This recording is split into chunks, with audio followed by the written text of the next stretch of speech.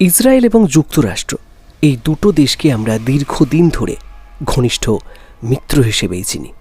কিন্তু প্রশ্ন হলো, বন্ধুত্বপূর্ণ দেশগুলো কি কখনো একে অপরের উপর গুপ্তচরবৃত্তি করে না? তারা কি একে অপরকে সন্দেহ করে না, অথবা প্রয়োজনে কি ব্ল্যাকমেলও করে না নিজের স্বার্থসিদ্ধির জন্য? সম্প্রতি প্রকাশিত এপস্টিন ফাইলস ঘিরে এমনই এক চাঞ্চল্যকর জল্পনা বিশ্ব রাজনীতিতে আলোড়ন তুলেছে। প্রথমেই প্রশ্ন আসে, কে ছিলেন জেফরি এপস্টিন? জেফরি এপস্টিন এই নামটি নিশ্চয়ই আপনি শুনেছেন। গত কয়েক বছরে আমেরিকার আভ্যন্তরীণ রাজনীতিকে তিনি যেন কাঁপিয়ে দিয়েছেন। কারণ FBI ডিক্লাসিফাইড ফাইলসে উঠে এসেছে তার সঙ্গে যুক্ত ছিলেন বহু প্রভাবশালী ব্যক্তি। প্রাক্তন প্রেসিডেন্ট বিল ক্লিন্টন, বর্তমান president Donald Trump, Bill Gates সহ বহু প্রভাবশালী ধনকুবের ও নেতা। তার বিরুদ্ধে অভিযোগ অপ্রাপ্তবয়স্ক কিশোরীদের সঙ্গে যৌন অপরাধে জড়িত থাকা, তার ব্যক্তিগত দ্বীপ, বিলাসবহুল জীবনযাপন এবং রহস্যজনক মৃত্যু সব মিলিয়ে এক অন্ধকার জাল। কিন্তু প্রশ্ন হচ্ছে, এপস্টিন কি শুধু একজন যৌন অপরাধী ছিলেন, নাকি এর পেছনে ছিল আরও বড় কোনো জিওপলিটিক্যাল খেলা? একটি তত্ত্ব বলছে জেফরি এপস্টিন ছিলেন ইসরায়েলের গোয়েন্দা সংস্থা মোসাদের এজেন্ট। মোসাদ বিশ্বের অন্যতম দক্ষ ও কার্যকর গোয়েন্দা সংস্থা হিসেবে পরিচিত। ইতিহাসে তাদের সাহসী অভিযানগুলো কিংবদন্তির মতো। 1960-এর দশকে এজেন্ট এলি কোহেন সিরিয়ার প্রশাসনের এত গভীরে ঢুকে পড়েছিলেন যে প্রায় প্রতিরক্ষামন্ত্রী হতে যাচ্ছিলেন। ইরানের পারমাণবিক কর্মসূচি ভেঙে দিতে গোপন অভিযান, বিজ্ঞানী মোহসেন ফাখরিজদেহে হত্যাকাণ্ড, হিজবুল্লাহর বিরুদ্ধে সম্মিলিত অপারেশন।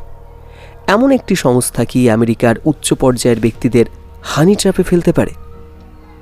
প্রথম সূত্র 2019 সালের বই। 2019 সালে প্রকাশিত বই ডেড ম্যান টেল নো টেলস।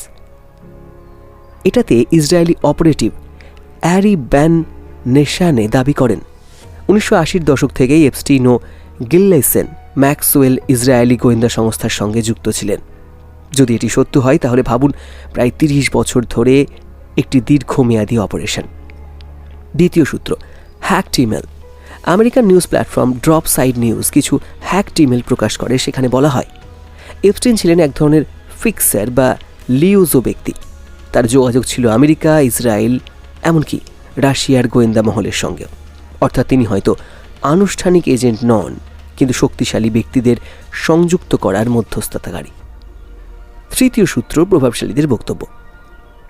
টাকার কার্লসন ও মেগিন কেলির মতো বিশ্লেষকরা প্রশ্ন তুলেছেন, একজন সাধারণ গণিত শিক্ষক থেকে কিভাবে এপস্টিন $1 বিলিয়ন মালিক হলেন, ব্যক্তিগত দ্বীপ কিনলেন, বিশ্ব নেতাদের সঙ্গে ঘনিষ্ঠতা করলেন? তাহলে কি তাকে কোনো গোয়েন্দা সংস্থা অর্থায়ন করেছিল?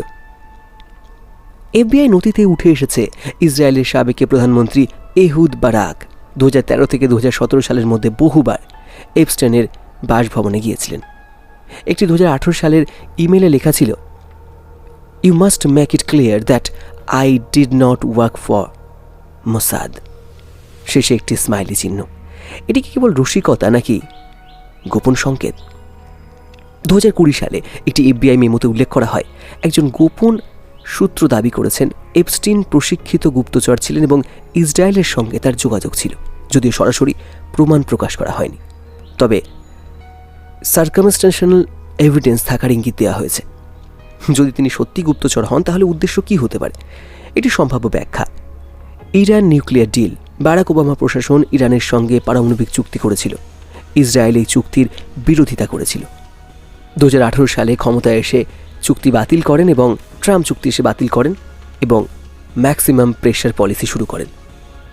কিছু বিশ্লেষক দাবি করেন এই জিওপলিটিক্যাল পরিবর্তনের পেছনে এপস্টিনের প্রভাব থাকতে পারে। সিরিয়ার বাশার আল আসাদের সরকারকে সরাতে আমেরিকার ভূমিকা ছিল গুরুত্বপূর্ণ। এটি তত্ত্ব বলছে এপস্টিন যুক্তরাষ্ট্র, রাশিয়া এবং ইসরায়েলের মধ্যে সমন্বয় সাধনের চেষ্টা করেছিলেন, যাতে আসাদ সরকার সরানো যায় এবং রাশিয়াকে কিছু প্রভাব দেওয়া যায়।